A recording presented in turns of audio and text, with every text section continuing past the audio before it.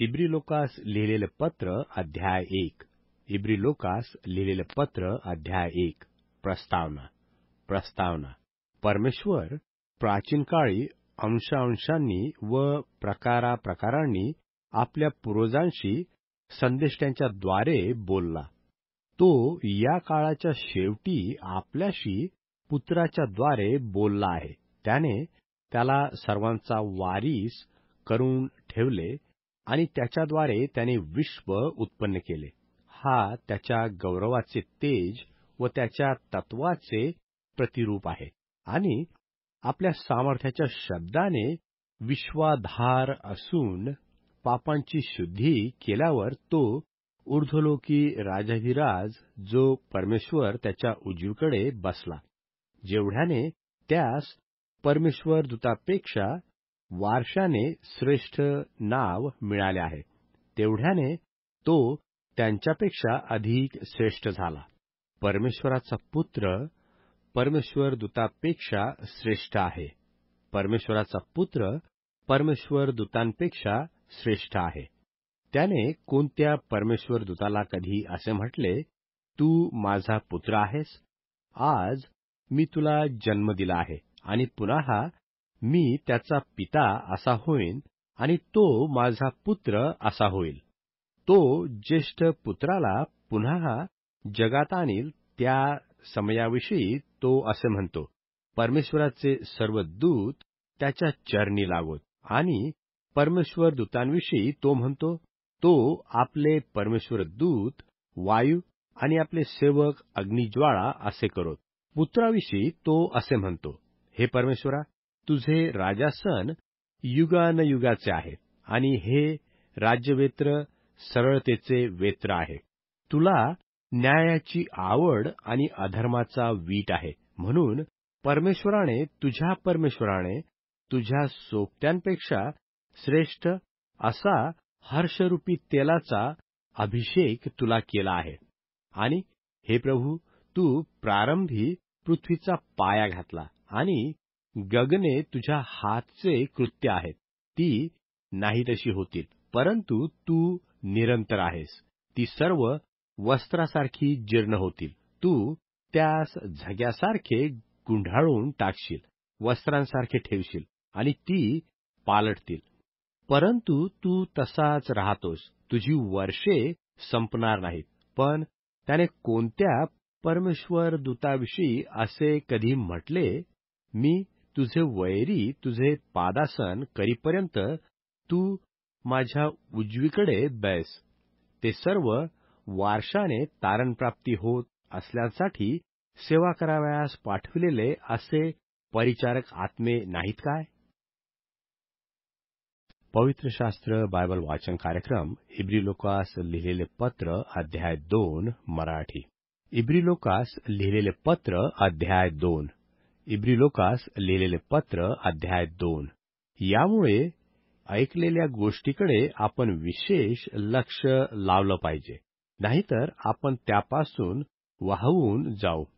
परमेश्वर दूताच्या द्वारे सांगितलेले वचन जर दृढ होते आणि प्रत्येक उल्लंघनाचे व आज्ञाभंगाचे यथान्याय फळ देण्यास आले, तर आपण एवढ्या मोठ्या तारणाची उपेक्षा केल्यास कसे निभावू, ते सांगण्याचा आरंभ प्रभूकडून झाला असून ते ऐकणाऱ्यांनी त्याविषयी आपल्याला प्रमाण पटविले.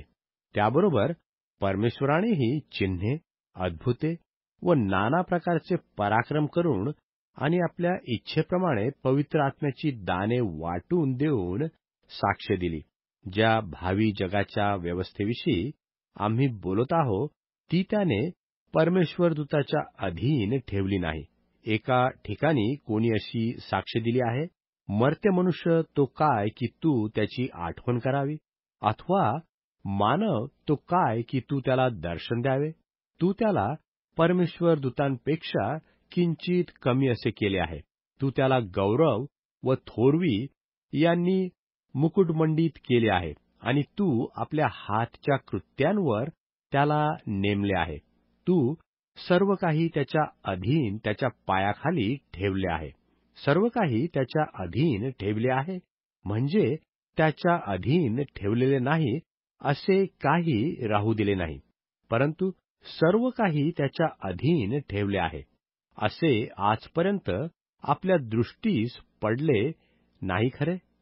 तरी ज्या येशूला परमेश्वर दूतांपेक्षा किंचित कमी केले गेले होते, तो मरण सोसल्यामुळे गौरव व थोरवी यांनी मुकुटमंडित केलेला असा आपल्या दृष्टीस पडतो. त्याने परमेश्वराच्या कृपेने सर्वाकरता मरणाचा अनुभव घ्यावा म्हणून असे झाले, ज्यासाठी सर्व काही आहे व ज्याच्याद्वारे सर्व काही आहे. त्याने पुष्कळ पुत्रास गौरवात आणताना त्यांच्या तारणाचा जो करता, त्याला दुःख सोसण्याने परिपूर्ण करावे हे योग्य होते. पवित्र करणारा पुरुष व पवित्र केलेले लोक हे सर्व एकापासून आहेत. या कारणास्तव तो त्यास बंधू म्हणावयास लाजत नाही. तो म्हणतो, मी आपल्या बांधवाजवळ तुझ्या नावाची कीर्ती वर्णीन, लोकसभेत तुझे स्तवन करीन. आणि पुन्हा तो म्हणतो, मी त्याचवर भरोसा ठेवीन. तसेच पहा, मी व परमेश्वराने मला दिलेली मुले, ज्या अर्थी मुले एकाच रक्तामासाची होती, त्या अर्थी तोही त्यांच्यासारखा रक्तामासाचा झाला, यासाठी की मरणावर धनीपणा करणारा म्हणजे सैतान याला आपल्या मरणाने नाहीसे करावे, आणि जे मरणाच्या भयाने आयुष्यभर दासपणाने बांधलेले त्या सर्वांस मोकळे करावे. सर्वांस माहीत आहे की तो परमेश्वर दूतांच्या सहाय्यास नव्हे, तर अब्राहमाच्या संतानाच्या सहाय्यास येतो. यास्तव त्याला सर्व प्रकारे आपल्या बंधुवर्गासारखे होणे अगत्य होते, यासाठी की लोकांच्या पापाचे प्रायश्चित्त करण्याकरता आपण परमेश्वरासंबंधी गोष्टीविषयी दयाळू व विश्वासू मुख्य याजक व्हावे. कारण ज्या अर्थी त्याने स्वतः परीक्षेचे दुःख भोगले, त्या अर्थी ज्यांची परीक्षा होते त्यांना सहाय्य करावयास तो समर्थ झाला आहे. पवित्र शास्त्र बायबल वाचन कार्यक्रम इब्री लोकास लिहिलेले पत्र अध्याय 3 मराठी. इब्री लोकास लिहिलेले पत्र अध्याय 3. इब्री लोकास लिहिलेले पत्र अध्याय 3. ख्रिस्त हा मोशेपेक्षा श्रेष्ठ आहे. ख्रिस्त हा मोशेपेक्षा श्रेष्ठ आहे. यास्तव प्रिय बंधूंनो, स्वर्गातल्या पाचारणाचे भागीदार हो. आपण स्वीकारलेल्या धर्माचा प्रेषित व मुख्य याजक येशू याकडे लक्ष लावा. तो आपल्या नेमणाऱ्याशी विश्वासू होता. तसा मोशेही परमेश्वराच्या सर्व घराण्यात विश्वासू होता. जितक्याने घर बांधणाऱ्याला घरापेक्षा अधिक सन्मान आहे, तितक्याने हा मोशेपेक्षा अधिक वैभवास योग्य मोजलेला आहे. प्रत्येक घर कोणीतरी बांधलेले असते आणि सर्व वस्तू करणारा परमेश्वर आहे. जे पुढे सांगावयाचे होते त्याच्या साक्षीसाठी त्याच्या सर्व घराण्यात मोशे हा सेवक ह्या नात्याने विश्वासू होता. ख्रिस्त हा पुत्र असा त्याच्या घरावर होता. आपण आपल्या आशेसंबंधी भरोसा व आपला अभिमान शेवटपर्यंत दृढ राखल्यास त्याचे ते घर आपण आहोत.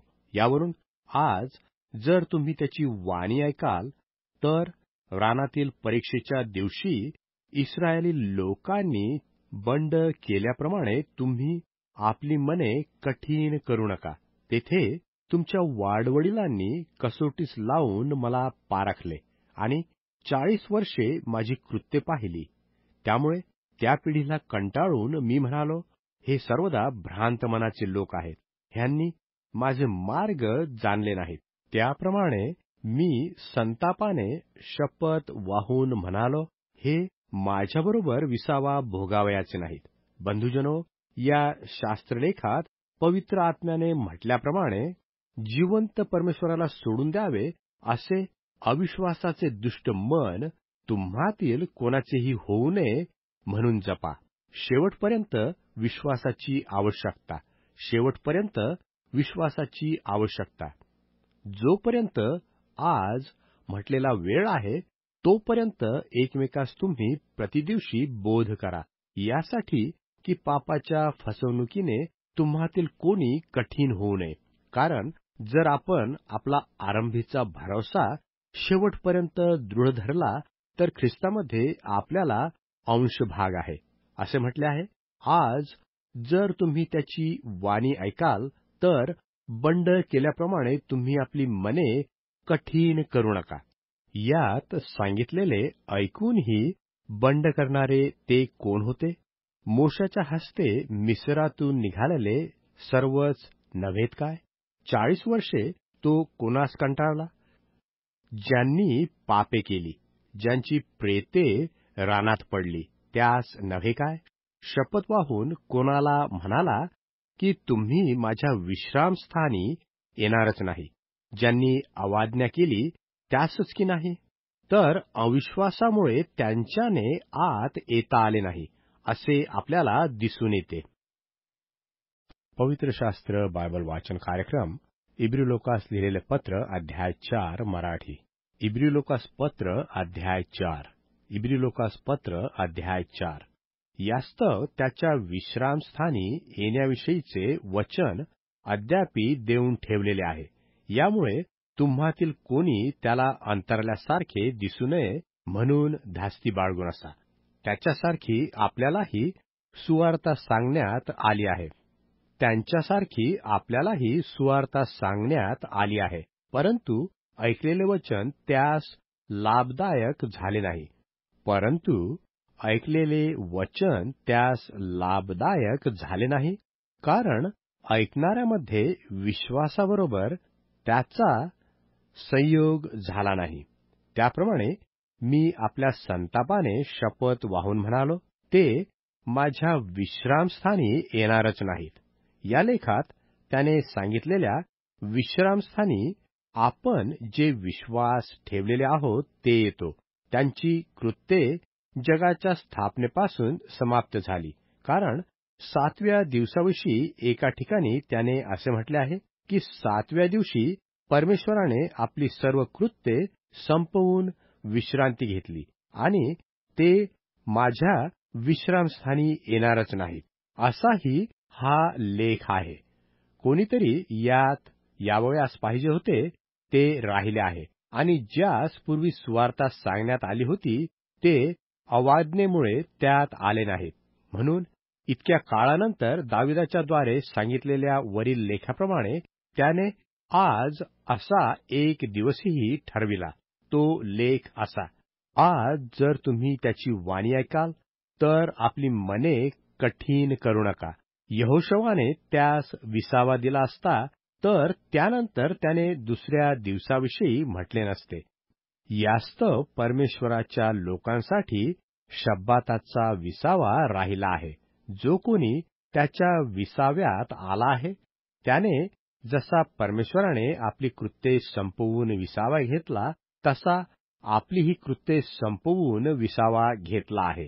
यास्तव त्या विसाव्यात येण्यास आपण होईल तितका प्रयत्न करावा, यासाठी की त्यांच्या अवाज्ञेच्या उदाहरणाप्रमाणे कोणी पतित होऊ नये.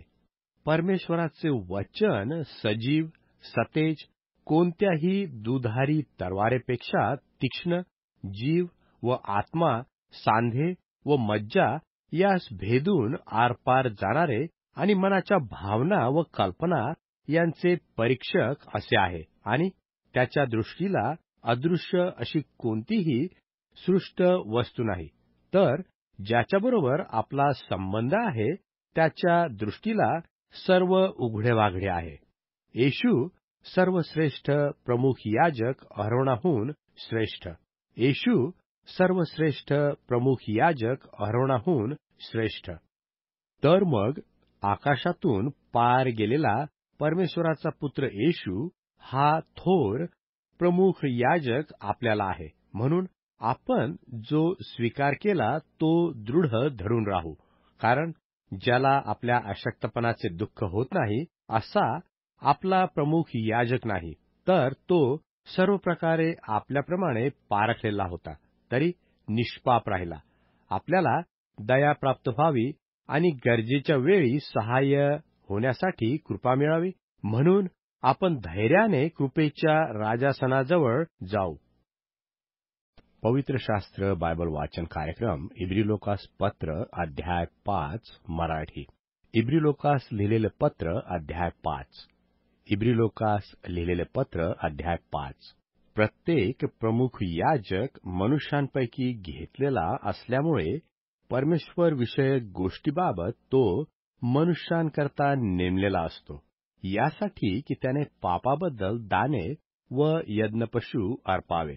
अज्ञानी व बहकणारे यांच्याबरोबर तो सौम्यतेने वागणारा असतो, कारण तोही स्वतः अशक्तपणाने व्याप्त आहे. आणि या अशक्तपणामुळे त्याने जसे लोकांसाठी तसे स्वतःसाठीही पापाबद्दल अर्पण केले पाहिजे. ही पदवी कोणी आपण होऊन घेत नाही, तर अहरोनाप्रमाणे परमेश्वराने ज्याला पाचारण केले आहे त्याला मिळते. त्यानुसार ख्रिस्तानेही प्रमुख याजक होण्यासाठी आपणा स्वतःला गौरविले नाही, तर ज्याने त्याला म्हटले की तू माझा पुत्र आहेस, आज मी तुला जन्म दिला आहे, त्याने त्याला गौरविले. त्याप्रमाणे दुसऱ्या ठिकाणीही तो म्हणतो, मल्कीसदेकाच्या संप्रदायाप्रमाणे तू युगानयुग याजक आहेस. त्याने आपल्या देहावस्थेच्या दिवसात स्वतःला मरणापासून तारावयास जो शक्तिमान त्याचजवळ मोठ्या आक्रोशाने व अश्रुगाळीत प्रार्थना व विनवणी केली, आणि ती त्याच्या सुभक्तीमुळे ऐकण्यात आली. तो पुत्र असतानाही त्याने जे दुःख सोशिले तेने करून तो आज्ञांकितपणा शिकला, आणि सिद्ध होऊन तो आपल्या आज्ञेत राहणाऱ्या सर्वांचा युगानुयुगाचा तारणकर्ता झाला. त्याला मल्कीसदेकाच्या संप्रदायाप्रमाणे प्रमुख याजक असे नाव परमेश्वराकडून देण्यात आले. खऱ्या ख्रिस्त शिष्याच्या मार्गाने प्रगती करण्याची आवश्यकता. खऱ्या ख्रिस्त शिष्याच्या मार्गाने प्रगती करण्याची आवश्यकता याविषयी आम्हास पुष्कळ सांगायचे आहे. ते तुम्हास समजून सांगणे कठीण आहे, कारण तुम्ही ऐकण्याविषयी मंद झाला आहात. जे तुम्ही इतक्या काळात शिक्षक होण्यास पाहिजे होता, त्या तुम्हास परमेश्वराच्या वचनांची मुळाक्षरे पुन्हा कोणीतरी शिकवावी याची गरज आहे. आणि ज्यास जड अन्न सोसत नाही, दूधच पाहिजे असे तुम्ही झाला आहात.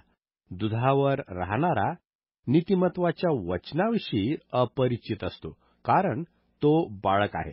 ज्यांच्या इंद्रियास वहिवाटीने पथ्यापथ समजण्याचा अभ्यास झाला आहे, अशा प्रौढ मनुष्यासाठी जडान्न आहे. इब्री लोकास पत्र अध्याय 6 मराठी. इब्री लोकास लिहिलेले पत्र अध्याय 6. इब्री लोकास लिहिलेले पत्र अध्याय 6. यास्तव आपण ख्रिस्ताविषयीच्या मुळारंभीच्या गोष्टी सोडून प्रौढतेप्रत जाण्याचा नेटाने प्रयत्न करू. निर्जीव कर्मांचा पश्चाताप, परमेश्वराचा विश्वास आणि बाप्तिस्म्याचे, हात वर ठेवण्याचे, मृतांच्या पुनरुत्थानाचे व सार्वकालिक न्यायाचे शिक्षण हा पाया आपण पुन्हा घालू नये. परमेश्वर होऊ देव तर हे आपण करू. कारण जे एकदा प्रकाशित झाले, ज्यांनी स्वर्गीय दानाची रुची घेतली, जे पवित्र आत्म्याचे वाटेकरी झाले, आणि ज्यांनी परमेश्वराच्या सुवचनाची व येणाऱ्या युगाच्या सामर्थ्याची रुची घेतली, ते जर पतित झाले तर त्यास पश्चाताप होईल असे पुन्हा नवीन करणे अशक्य आहे.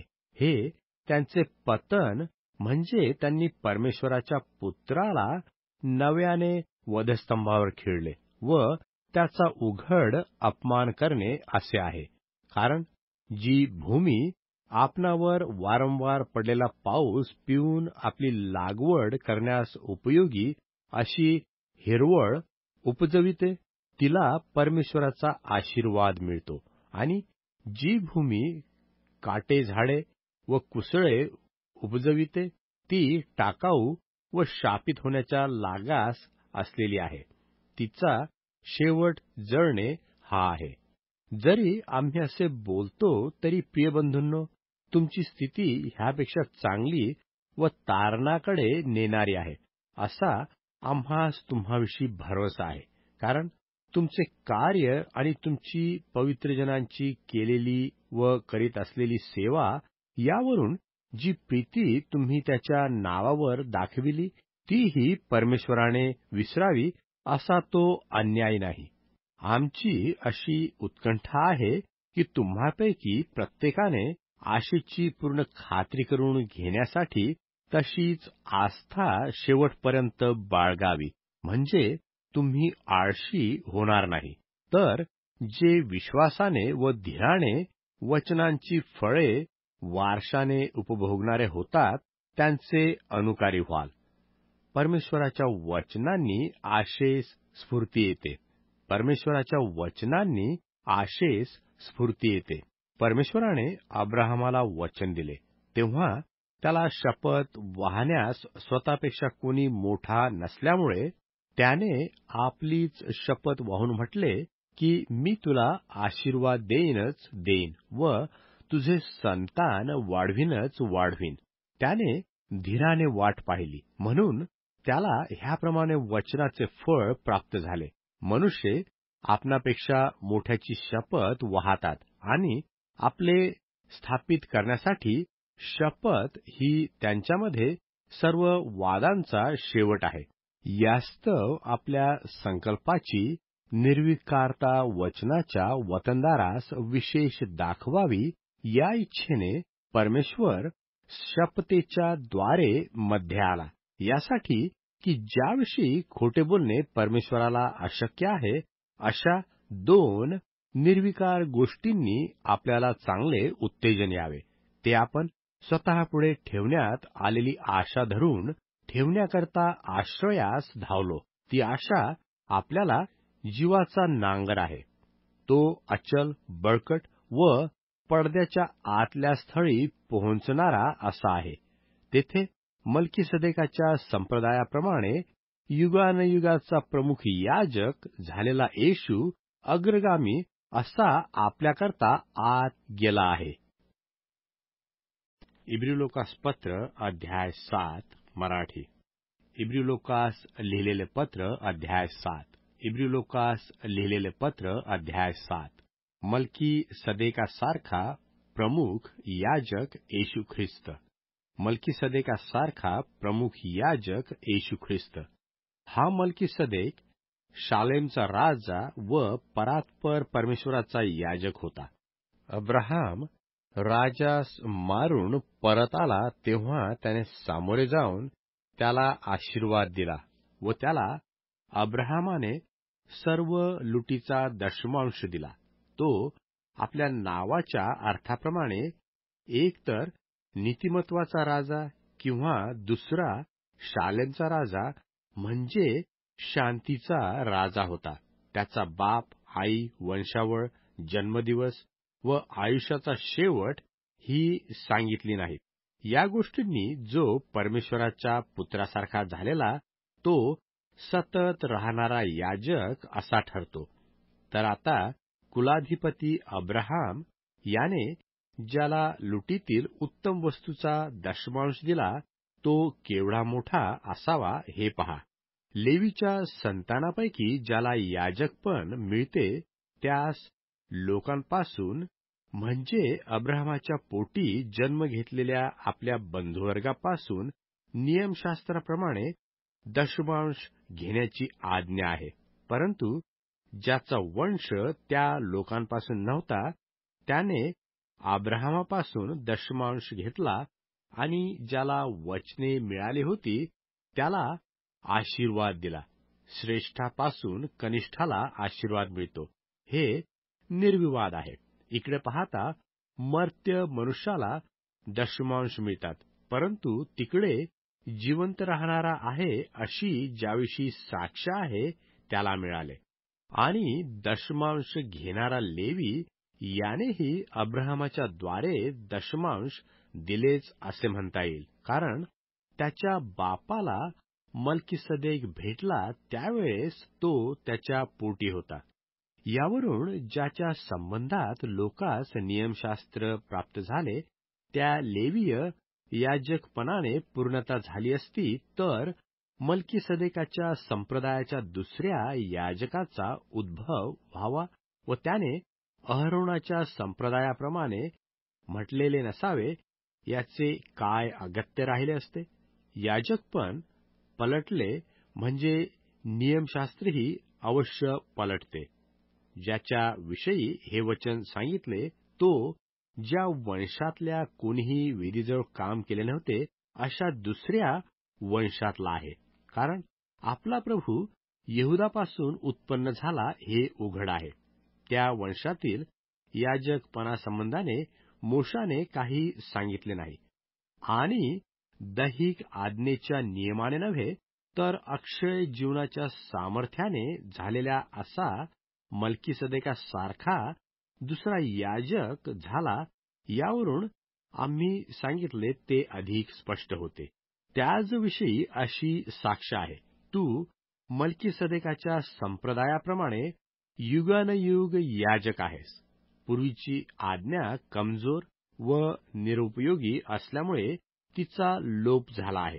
कारण नियमशास्त्राने कशाचीही पूर्णता झाली नाही आणि अधिक चांगल्या आशेची स्थापना झाली आहे. त्या आशेच्याद्वारे आपण परमेश्वराजवळ जातो, ज्यापेक्षा तो शपथे वाचून याजक झाला नाही. ते तर शपथे वाचून याजक झालेले आहे, पण तू युगानयुग याजक आहेस अशी शपथ परमेश्वराने वाहिली, आणि ती तो बदलणार नाही. असे ज्याने त्याचविषयी सांगितले, त्याच्या त्या शपथेने हा याजक झाला. त्यापेक्षा तो अधिक चांगल्या कराराचा जामीन झाला आहे. त्यांना नेहमी टिकून राहण्यास मृत्यूचा अडथळा असल्यामुळे पुष्कळ याजक होऊन गेले, पण हा युगानयुग राहणारा असल्यामुळे याचे याजकपण अढळ आहे. ह्यामुळे याच्याद्वारे परमेश्वराजवळ जाणाऱ्यास हा पूर्णपणे तारणास समर्थ आहे. कारण त्यांच्यासाठी मध्यस्थी करण्यास हा सर्वदा जिवंत आहे. असाच प्रमुख याजक आपल्याला असणे योग्य होते. तो पवित्र, सात्विक, निर्मळ, पापीजनांपासून वेगळा व आकाशाहून उंच करण्यात आलेला असा आहे. त्याला त्या प्रमुख याजकाप्रमाणे पहिल्याने स्वतःच्या पापासाठी आणि मग लोकांच्या पापासाठी प्रतिदिवशी यज्ञ करण्याचे अगत्य नाही. कारण त्याने स्वतःला अर्पिल्याने ते अर्पण एकदाच करून ठेवले आहे. नियमशास्त्र दुर्बळ अशा मनुष्यास प्रमुख याजक नेमते, पण नियमशास्त्राच्या नंतर शपथेचे वचन युगानयुग परिपूर्ण केलेल्या पुत्राला नेमते. इब्रिलोकास लिहिलेले पत्र अध्याय 8. इब्रिलोकास लिहिलेले पत्र अध्याय 8. यहुद्यांच्या याजकपणाहून ख्रिस्ताचे याजकपण श्रेष्ठ. यहुद्यांच्या याजकपणाहून ख्रिस्ताचे याजकपण श्रेष्ठ. आमच्या सांगण्याचा सारांश हा आहे की स्वर्गामध्ये राजाधिराज जो परमेश्वर त्याच्या राजासनाच्या उजवीकडे बसलेला असा प्रमुख याजक आपल्याला आहे. तो पवित्र स्थानाचा व मनुष्याने नव्हे, तर प्रभूने घातलेल्या खऱ्या मंडपाचा सेवक आहे. प्रत्येक प्रमुख याजक दान व यज्ञपशु ही अर्पावयास नेमलेला असतो. यास्तव त्याजवळही अर्पिण्यास काहीतरी असणे अगत्य आहे. तो जर पृथ्वीवर असता तर याजकच नसता. कारण नियमशास्त्राप्रमाणे दान अर्पिणारे याजक आहेत. ते स्वर्गीय वस्तूची प्रतिमा व छाया यांची सेवा करतात. त्याप्रमाणे मोशेही मंडप करणारा होता. तेव्हा त्याला परमेश्वरीय आदेश मिळाला. त्यात पर्वतावर तुला दाखविलेल्या नमुन्याप्रमाणे सर्व वस्तू बनविण्याची सावधगिरी ठेव, असे तो म्हणतो. आता ज्यापेक्षा अधिक चांगल्या वचनांनी स्थापिलेल्या अधिक चांगल्या कराराचा मध्यस्थ तो आहे. त्यापेक्षा तितकी अधिक श्रेष्ठ सेवा त्याला मिळाली आहे. कारण तो पहिला करार निर्दोष असता तर दुसऱ्याकरता ठिकाण शोधण्यात आले नसते. लोकास दोष लावून तो म्हणतो, परमेश्वर म्हणतो, पहा, असे दिवस येत आहेत की त्यात इस्रायलाचे घराणे व यहूदाचे घराणे यांच्याबरोबर मी नवा करार करीन. मी त्यांच्या पूर्वजांचा हात धरून त्यास मिस्र देशातून बाहेर आणील. तेव्हाच्या कराराप्रमाणे हा करार व्हावयाचा नाही, कारण माझ्या कराराप्रमाणे ते राहिले नाहीत आणि मी त्यांची उपेक्षा केली, असे प्रभू म्हणतो. तर परमेश्वर म्हणतो, त्या दिवसानंतर इस्रायलाच्या घराण्याशी जो करार मी करीन तो हा, मी आपले नियम त्याच्या अंतर्यामी ठेवीन आणि ते त्याच्या हृदयपटावर लिहीन आणि मी त्यांना परमेश्वर असा होईन आणि ते माझे लोक असे होतील. तेव्हा प्रत्येकजण आपल्या ग्रामबंधूस, प्रत्येकजण आपल्या बंधूस परमेश्वराला ओळखा असा बोध करणार नाही, कारण त्यातील लहानापासून थोरापर्यंत ते सर्व मला ओळखतील. कारण त्यातील अधर्माविषयी क्षमाशील होईन आणि मी त्यांची पापे यापुढे स्मरणार नाही. त्याने नवा असे म्हटल्याने पहिल्याला जुने केले आहे आणि जे जुने व जीर्ण होत आहे ते नाहीसे होण्याच्या लागास आले आहे. इब्रिलोकास लिहिलेले पत्र अध्याय 9. इब्रिलोकास लिहिलेले पत्र अध्याय 9. जुने पवित्र स्थान नव्या पवित्र स्थानाचे दर्शक आहे. जुने पवित्र स्थान नव्या पवित्र स्थानाचे दर्शक आहे. पहिल्या करारातही उपासनेचे विधी होते व पवित्र स्थान होते, पण ते पार्थिव होते, कारण पहिला मंडप तयार केलेला होता, त्यात दिव्याचे झाड, मेज व समर्पित भाकरी होत्या. त्याला पवित्र स्थान म्हटले आहे. आणि दुसऱ्या मंडपाच्या पलीकडे परम पवित्र स्थान म्हटलेला मंडप होता. त्यात सोन्याचे धुपाटणे व सोन्याने सभोवती मढविलेला कराराचा कोश होता. या कोशात मान्ना ठेवलेले सुवर्णपात्र, कळ्या असलेली अहरोनाची काठी व कराराच्या पाट्या ही होती आणि त्यांच्यावर गौरवशाली करुबीम दयासनावर छाया करीत होते. याविषयी आता सविस्तर सांगण्याचे प्रयोजन नाही. या वस्तूंची अशी व्यवस्था केलेली असता याजक उपासना करण्यास पहिल्या मंडपात नित्य जात असतात. दुसऱ्यात प्रमुख याजक मात्र वर्षातून एकदा स्वतःबद्दल व लोकांच्या अज्ञानाने झालेल्या पापाबद्दल जे रक्त अर्पण करावयाचे ते घेऊन जातो, त्या वाचून जात नाही.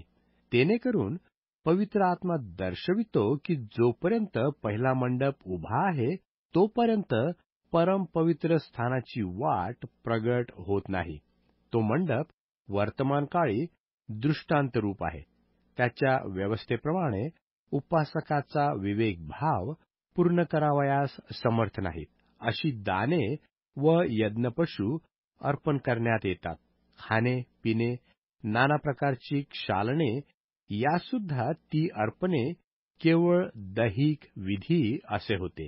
ते सुधारणुकीच्या काळापर्यंत लावून दिले होते. ख्रिस्ताने केलेल्या स्वार्पणाच्या ठायी असलेले शुद्धीकारक सामर्थ्य. ख्रिस्ताने केलेल्या स्वार्पणाच्या ठायी असलेले शुद्धीकारक सामर्थ्य. ख्रिस्त हा भावी चांगल्या गोष्टीसंबंधी प्रमुख याजक असा येऊन हातांनी केलेला नाही, म्हणजे या सृष्टीतला नाही, अशा अधिक मोठ्या व पूर्ण मंडपातून आणि बकरे व गोऱ्हे यांचे रक्त नव्हे तर आपले रक्त घेऊन एकदाच परमपवित्र स्थानात गेला आणि त्याने सार्वकालिक मुक्ती मिळवली.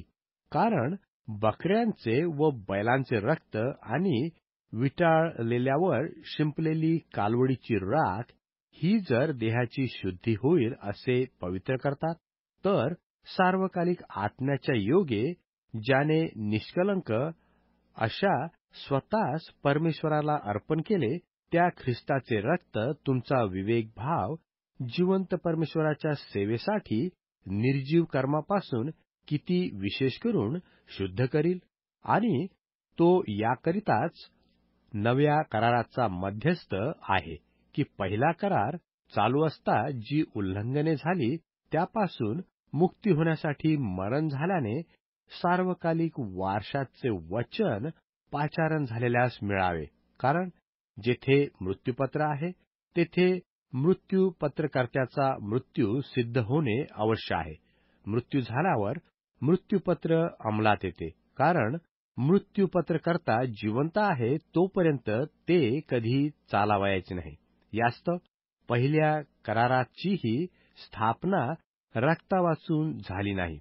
मोशेने नियमशास्त्राप्रमाणे सर्व आज्ञा सर्व लोकांस सांगितल्यावर पाणी, किरमिजी लोकर व एजोब यासह गोऱ्ह्याचे व बकऱ्याचे रक्त घेऊन पुस्तकावर व सर्व लोकांवरही सिंचन करीत म्हटले, जो करार परमेश्वराने आज्ञा करून तुम्हासाठी दिला त्याचे हे रक्त आहे.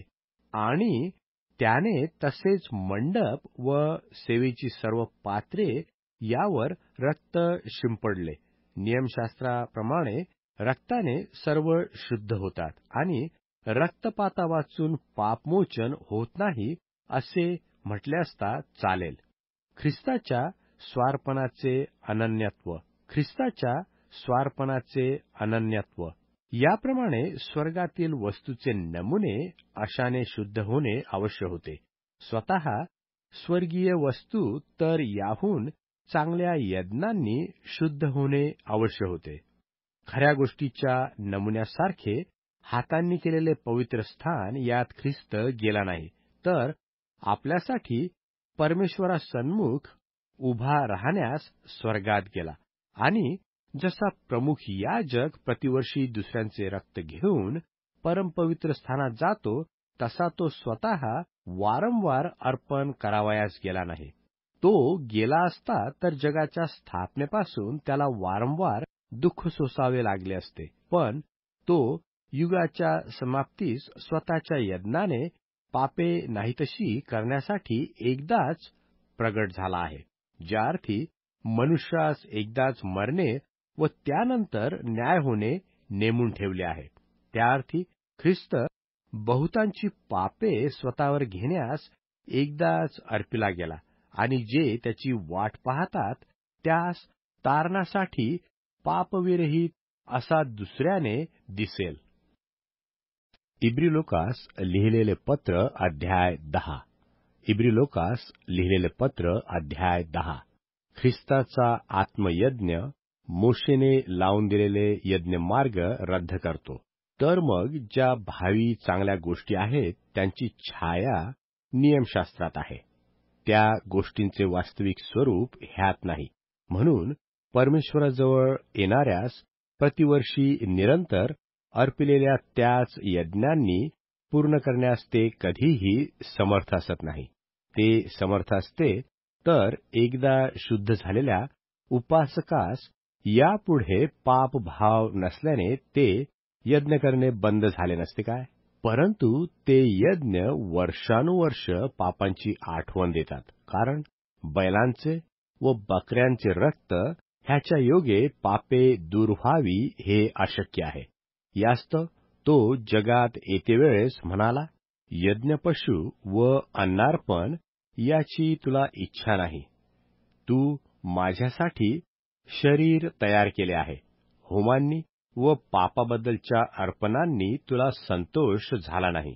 यावरून मी म्हणालो, पहा, हे परमेश्वरा, ग्रंथपटात मजविषयी लिहून ठेवले आहे. तुझ्या इच्छेप्रमाणे करावयासाठी मी आलो आहे.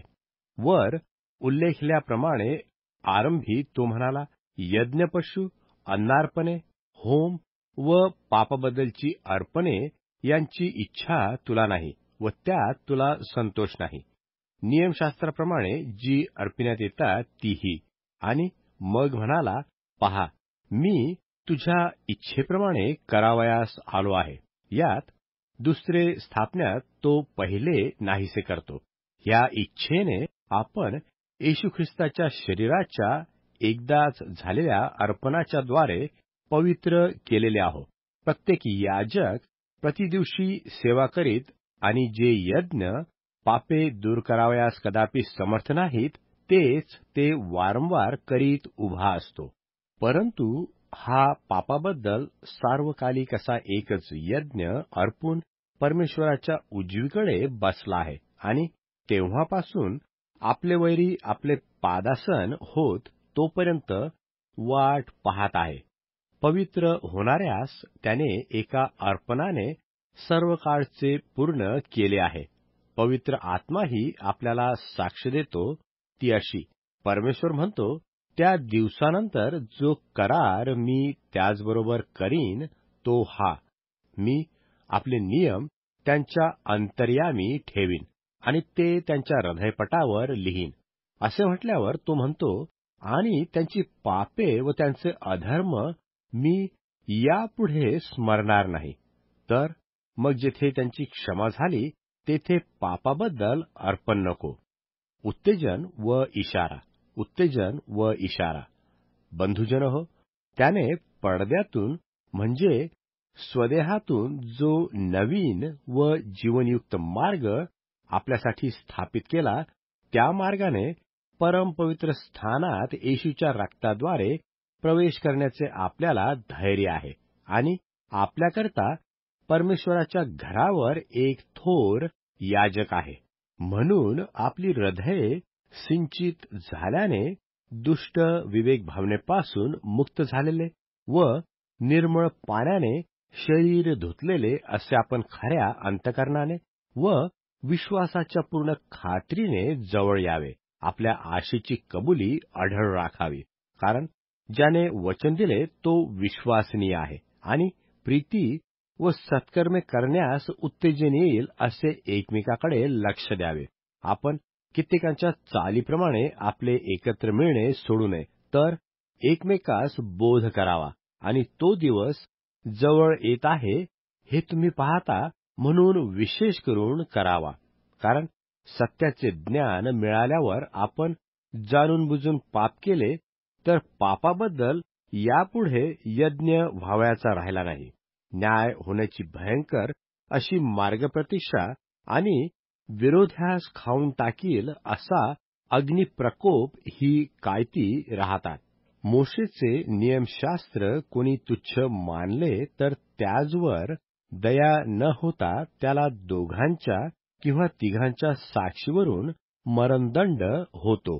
तर ज्याने परमेश्वराच्या पुत्राला पायाखाली तुडवले, जेणेकरून तो स्वतः पवित्र झाला होता, ते कराराचे रक्त अपवित्र मानले आणि कृपेच्या आत्म्याचा अपमान केला, तो किती अधिक कठीण दंडास पात्र ठरेल. म्हणून तुम्हास वाटते, सूड घेणे मजकडे आहे, मी फेड करीन, असे ज्याने म्हटले व पुन्हा प्रभू आपल्या लोकांचा न्याय करील असे म्हटले, तो आपल्याला माहीत आहे. सदाजीवी परमेश्वराच्या हाती सापडणे हे भयंकर आहे. धैर्य सोडू नये म्हणून बोध, धैर्य सोडू नये म्हणून बोध. तुम्ही पूर्वकाळचे दिवस आठवण करा. त्यामध्ये तुम्हास प्रकाश मिळाल्यावर तुम्ही दुःखाबरोबर फार धीराने झोंबी चालवली. कधी निंदा व संकटे सोसल्याने तुम्ही लोकास तमाशा झाला. कधी अशी दशा झालेल्या लोकांचे विभागी झाला, म्हणजे बंदिवानांबरोबर तुम्ही समदुःखी झाला आणि आपली स्वतःची अधिक चांगली मालमत्ता आपल्याजवळ आहे व ती टिकाऊ आहे असे समजून तुम्ही आपल्या मालमत्तेची हानी आनंदाने स्वीकारली. यास्तव आपले धैर्य सोडू नका, त्यापासून मोठे प्रतिफळ आहे. तुम्हास सहनशीलतेचे अगत्य आहे, यासाठी की तुम्ही परमेश्वराच्या इच्छेप्रमाणे वागून वचनफळ प्राप्त करून घ्यावे. कारण अगदी थोडा वेळ राहिला आहे, जो येणार तो येईल, उशीर करणार नाही. माझा नीतिमान पुरुष विश्वासाने वाचेल, तो जर माघार घेईल तर त्याचविषयी माझ्या जीवाला संतोष वाटणार नाही. नाश होईल अशी माघार घेणाऱ्यापैकी आपण नाही, तर जीवाच्या तारणासाठी विश्वास धरणाऱ्यापैकी आहो. इब्रिलोकास लिहिलेले पत्र अध्याय 11. इब्रिलोकास लिहिलेले पत्र अध्याय 11. श्रद्धेच्या सामर्थ्याची उदाहरणे. श्रद्धेच्या सामर्थ्याची उदाहरणे. विश्वास हा अपेक्षित गोष्टीविषयीचा भरोसा आणि न दिसणाऱ्या गोष्टीबद्दलची खात्री असा आहे. याविषयी वडील नावाजलेले होते. विश्वासाने आपल्याला कळते की परमेश्वराच्या शब्दाने विश्वरचना झाली, अशी की जे दिसते ते दृश्य वस्तूपासून झाले नाही. हाबेलाने कायनापेक्षा चांगला यज्ञ विश्वासाने परमेश्वराला अर्पिला. तेने करून तो नीतिमान आहे अशी त्याचविषयी साक्ष झाली. ती दानप्रसंगी परमेश्वराने दिली आणि तो मेला असताही त्या विश्वासाच्या द्वारे अद्यापि बोलतो. मरणाचा अनुभव येऊ नये म्हणून विश्वासाने हनोखाला स्वर्गात नेण्यात आले. तो सापडला नाही, कारण त्याला परमेश्वराने स्वर्गात नेले. स्वर्गात जाण्यापूर्वी त्याविषयीची साक्ष झाली की तो परमेश्वराला संतोषवीत असे, आणि विश्वासा वाचून त्याला संतोषविणे अशक्य आहे. कारण परमेश्वराजवळ जाणाऱ्याने असा विश्वास धरला पाहिजे की तो आहे, आणि त्याचकडे धाव घेणाऱ्याला तो प्रतिफळ देणारा होतो. जे आजपर्यंत पाहण्यात आले नव्हते त्याविषयी परमेश्वरीय संदेश नोहाने ऐकला आणि भक्तिभाव धरून आपल्या घराच्या तारणासाठी विश्वासाने तारू तयार केले. त्या विश्वासाच्या द्वारे त्याने जग दोषी ठरविले आणि विश्वासाने जे नीतिमत्व त्याचा तो वतनदार झाला. अब्राहमाला पाचारण झाल्यावर जे ठिकाण त्याला वतन असे मिळणार होते त्यात निघून जाण्यास तो विश्वासाने मान्य झाला, आणि आपण कोठे जातो हे ठाऊक नसतानाही तो निघून गेला. विश्वासाने तो वचनाच्या देशात परदेशात राहावे त्याप्रमाणे जाऊन राहिला. त्याच वचनाचे सोबती वारीस इसहाक व याकोब याचबरोबर डेऱ्यात त्याची वस्ती होती. कारण ज्याला पाया आहेत, ज्याचा योजना करणारा व बांधणारा परमेश्वर आहे, अशा नगराची तो वाट पाहत होता. विश्वासाने साराला देखील काळाच्या मर्यादेपलीकडे असतानाही वंशस्थापनेची शक्ती मिळाली, कारण तिने वचन देणाऱ्यास विश्वसनीय मानले. त्यामुळे एकापासून, आणि तोही निर्जीव झालेला अशापासून, संख्येने आकाशातल्या ताऱ्यांसारखी व समुद्रकाठावरील वाळूसारखी अगणित इतकी संतती निर्माण झाली. हे सर्व विश्वास धरून मेले. त्यास वचनफळे मिळाली नाहीत, तर त्यांनी ती दुरून पाहिली व त्यांचे वंदन केले, आणि आपण पृथ्वीवर परके व प्रवासी आहो असे बोलून दाखविले. असे म्हणणारे आपण स्वतःच्या देशाचा शोध करीत आहो असे दाखवितात. ज्या देशातून ते निघाले त्या देशाला उद्देशून हे म्हणणे असते तर त्यास परत जाण्यास प्रसंग होता. पण ते अधिक चांगल्या देशाची म्हणजे स्वर्गीय देशाची उत्कंठा धरतात.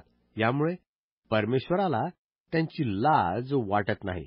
त्यांचा परमेश्वर म्हणावयास तो लाजत नाही. त्याने त्यांच्यासाठी नगर तयार केले आहे.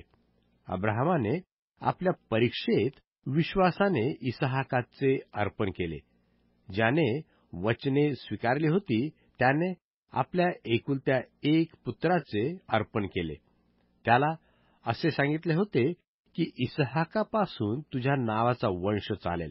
तेव्हा मेलेल्यातून देखील उठवावयास परमेश्वर समर्थ आहे असे त्याने लक्षात आणले, आणि त्या स्थितीतून उपमेने तो त्याला परत मिळाला.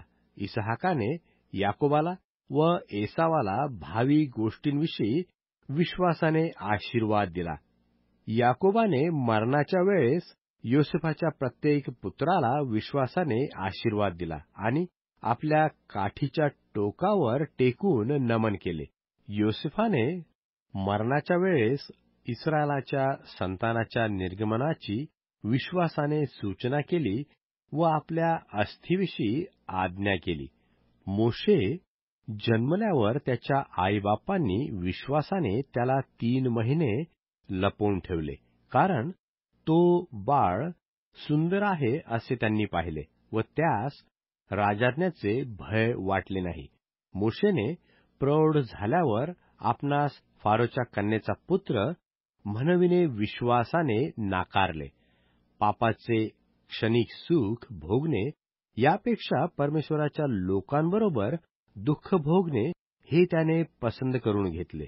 ख्रिस्ताचा अपमान सोसणे ही मिस्र देशाच्या धननिधीपेक्षा उत्तम संपत्ती आहे असे त्याने गणले, कारण त्याची दृष्टी प्रतिफळावर होती. त्याने राजाच्या क्रोधाला न भिता विश्वासाने मिस्र देश सोडला, कारण जो अदृश्य आहे त्याला जणू काय पाहत असल्यासारखा त्याने धीर धरला. त्याने वल्हांडण सण व रक्तसिंचन हे विधी विश्वासाने पाळले, यासाठी की प्रथम जन्मलेल्या वत्साचा नाश करणाऱ्याने त्यास शिवू नये. जसे कोरड्या भूमीवरून तसे ते विश्वासाने तांबड्या समुद्रातून पार गेले. मिस्र लोक तसेच करण्याचा प्रयत्न करीत असता बुडून गेले. विश्वासाने यरीहोच्या गावकुसासभोवती 7 दिवसपर्यंत फेऱ्या घातल्यावर ते पडले. विश्वासाने राहाब कसबीनीचा तिने हेराचा स्वीकार स्नेहभावाने केल्यामुळे अवाज्ञा करणाऱ्यांबरोबर नाश झाला नाही. आणखी काय सांगू? गिदोन, बाराक, शमशोन, इफ्ताह, दावीद, शमुवेल व संदेष्टे यांचे वर्णन करू लागलो तर वेळ पुरणार नाही. त्यांनी विश्वासाच्या द्वारे राज्ये जिंकली, धार्मिकतेचे वर्तन केले, वचने मिळवली, सिंहाची तोंडे बंद केली, अग्नीची शक्ती नाहीशी केली. ते तरवारीच्या धारेपासून निभावले.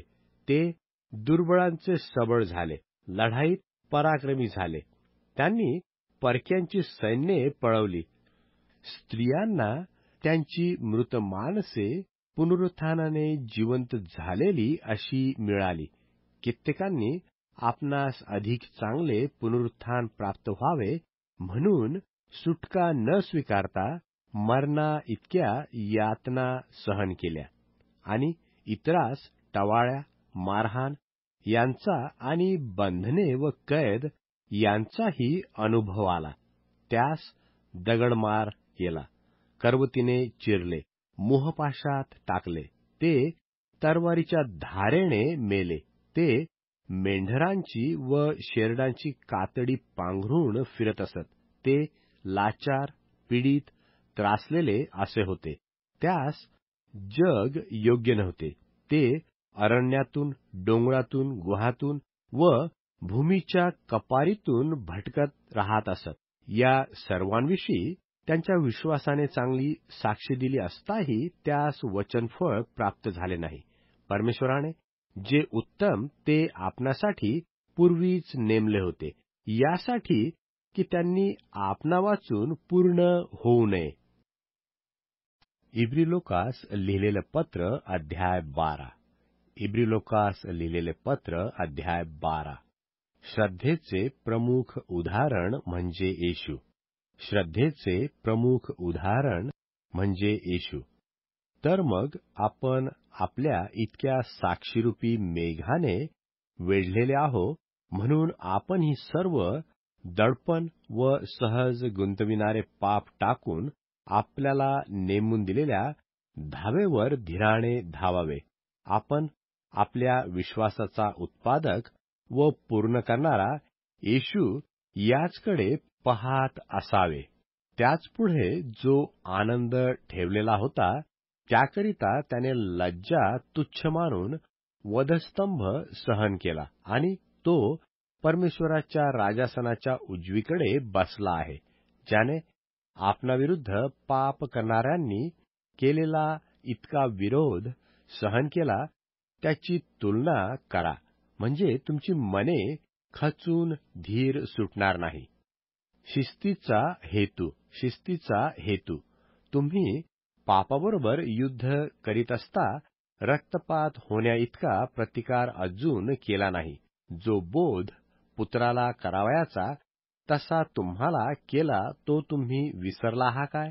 माझ्या मुला, प्रभूच्या शिक्षेचा अनादर करू नको आणि त्याचकडून दोष पदरी पडला असता तू खचू नको, कारण ज्याच्यावर प्रभू प्रीती करतो त्याला तो शिक्षा करतो आणि ज्या पुत्रांना तो स्वीकारतो त्या प्रत्येकाला फटके मारतो. शिक्षणासाठी तुम्ही सहन करीत आहात. परमेश्वर पुत्राबरोबर तसा तुम्हाबरोबर वागतो. ज्याला बाप शिक्षा करीत नाही असा कोण पुत्र आहे? ज्या शिक्षेचे भागीदार सर्व झाले आहेत, अशा शिक्षेविरहित तुम्ही जर आहात तर तुम्ही पुत्र नाही, दासीपुत्र आहात. शिवाय शिक्षा करणारे असे आपल्या देहाचे बाप आपल्याला होते आणि आपण त्यांची भीड धरली. तर आपण विशेष करून जो जीवात्म्याचा पिता त्याच्या अधीन होऊन जिवंत राहू नये काय? कारण त्यांनी मनास वाटली तशी थोडे दिवस शिक्षा केली, पण त्याने केली ती आपल्या हितासाठी, म्हणजे आपण त्याच्या पवित्रतेचे भागीदार व्हावे म्हणून केली. कोणतीही शिक्षा तत्काली आनंदाची वाटत नाही, खेदाची वाटते. तरी ज्यास तिचा अभ्यास झाला त्यास ती पुढे धार्मिकता हे शांतिकारक फळ देते. यास्त गलित हस्त व लटपटणारे गुडघे नीट करा आणि आपल्या पायांनी सरळ वाटा करा, यासाठी की लंगड्याचा संधिभंग होऊ नये, तर उलटा तो बरा व्हावा. बोध व इशारे सर्वाबरोबर शांतीने राहणे व ज्या वाचून कोणास प्रभूचे दर्शन होत नाही असे पवित्रीकरण याच्या पाठीस लागा. परमेश्वराच्या कृपेला कोणी अंतरू नये. कोणी कडूपणाच्या मुळाने अंकुरित होऊन उपद्रव देऊ नये व त्यामुळे पुष्कळास विटाळ होईल तो होऊ नये. कोणी जारकर्मी असू नये किंवा ज्याने एका जेवणासाठी आपले ज्येष्ठपण विकले त्या एसावासारखे कोणी ऐहिक बुद्धीचे असू नये, याकडे लक्ष द्या. तुम्हाला माहीत आहे की त्यानंतर तो वारशाचे आशीर्वाद मिळवण्याची इच्छा करीत असता त्याचा नाकार झाला. त्याने जरी अश्रू आणून फार प्रयत्न केला तरी बापाचे मन वळविण्याचे त्याला साधले नाही. ऐहिक सियोन व स्वर्गीय सियोन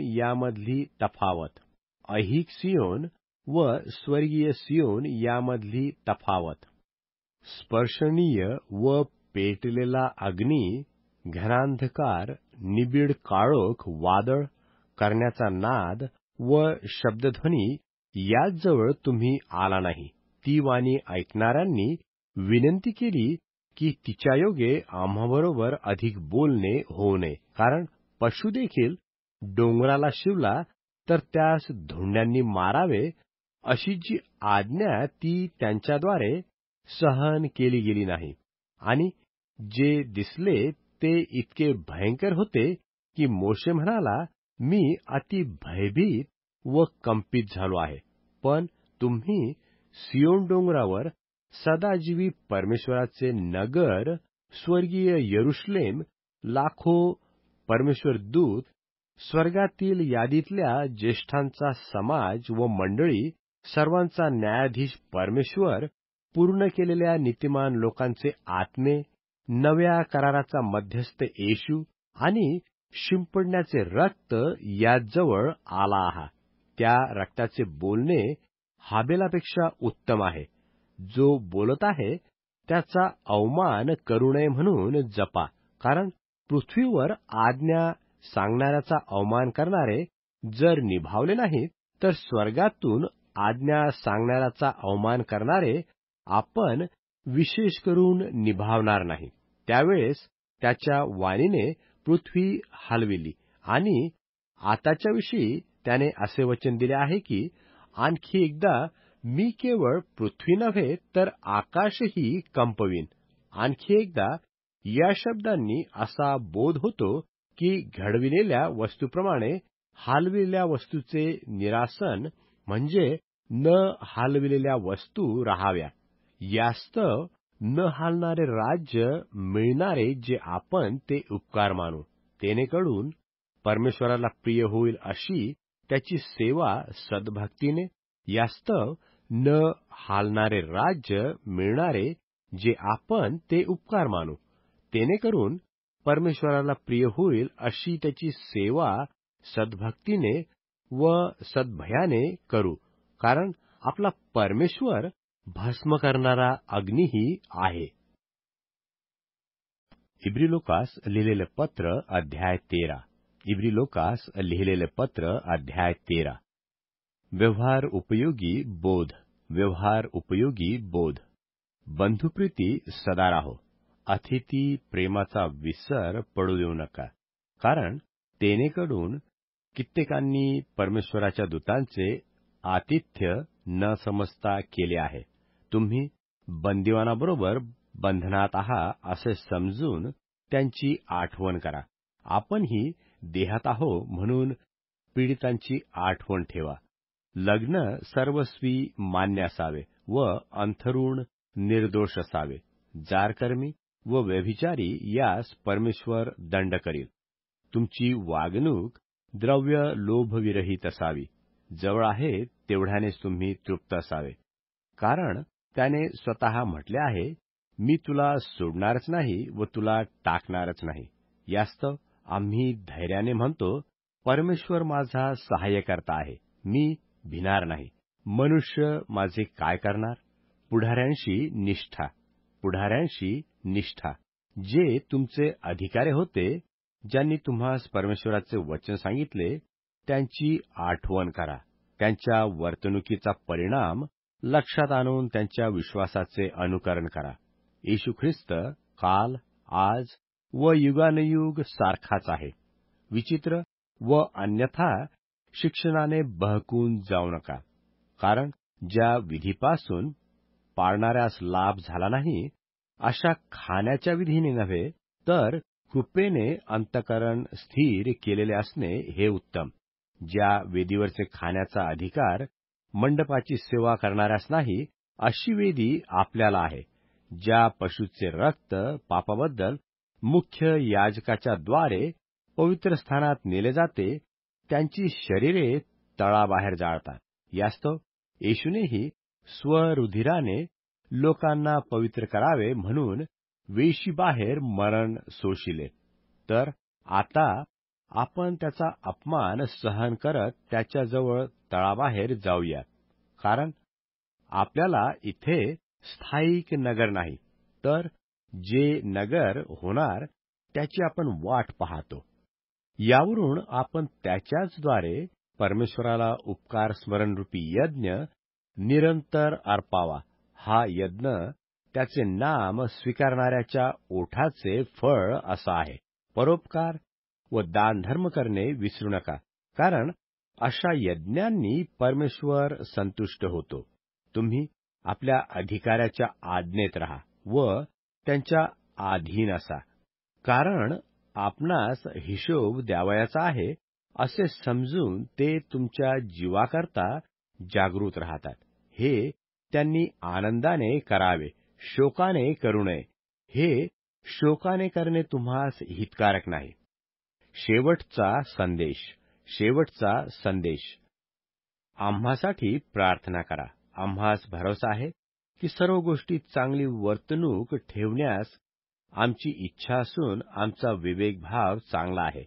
मी तुम्हास पुन्हा अधिक लवकर प्राप्त व्हावे म्हणून ती प्रार्थना करण्याची मी तुम्हाला विशेषतः विनंती करतो.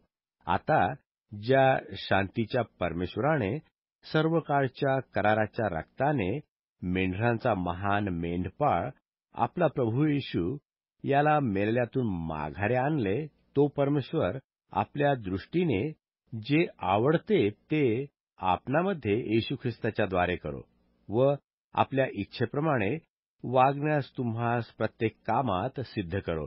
त्याला युगानयुग गौरव असो. आमेन.